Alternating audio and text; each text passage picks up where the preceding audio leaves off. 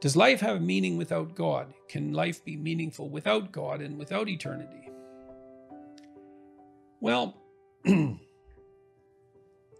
at the highest and most abstract levels, perhaps not. So, I mean, life has proximal meanings, right? There's the meaning that you experience when you're engaged in a piece of art, or when you're reading, or when you're engrossed in a movie or in a conversation. There's the meaning that emerges within your relationships with people that you cherish or are enthusiastic with. There's meanings of security and predictability. There's meanings of duty and responsibility and active engagement with your job and your career.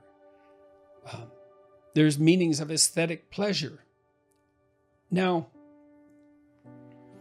all of those have their value, and each of them has their place. And, maybe there's a hierarchy of value there as well, so that some of those meanings are deeper than others.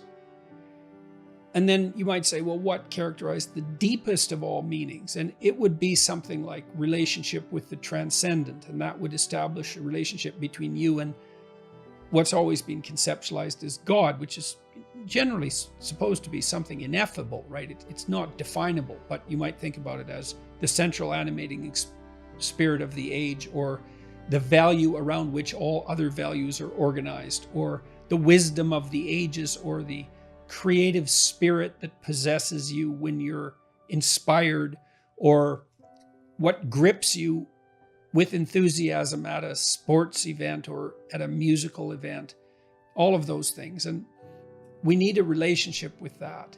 And we find our deepest meaning in that relationship. And if we don't find it, I think, if we don't find it in something that's explicitly religious, then we tend to magnify something of lesser value, say something political, into that to fill the void.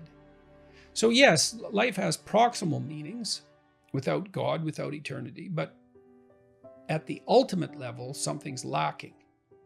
And it's the desire to fulfill that lack that, and maybe the lack itself, that's part and parcel of the religious instinct.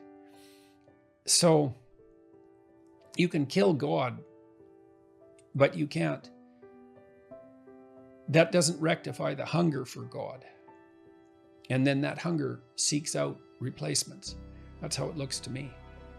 So, and then, you might also say, well, does that mean you have to believe in God? And I don't think of the proper answer to that is that you need to agree with a propositional statement. Does God exist? Yes. Like, is this table there? Yes. It's not that kind of relationship. I mean, it's characterized in the Old Testament as a struggle. So Israel means those who struggle with God. And you have to participate in that struggle. And you can do that, weirdly enough, as a believer or as a non-believer. Maybe sometimes more intensely as a non-believer. The issue might be more paramount then, the issue of virtue and the issue of the ultimate orientation.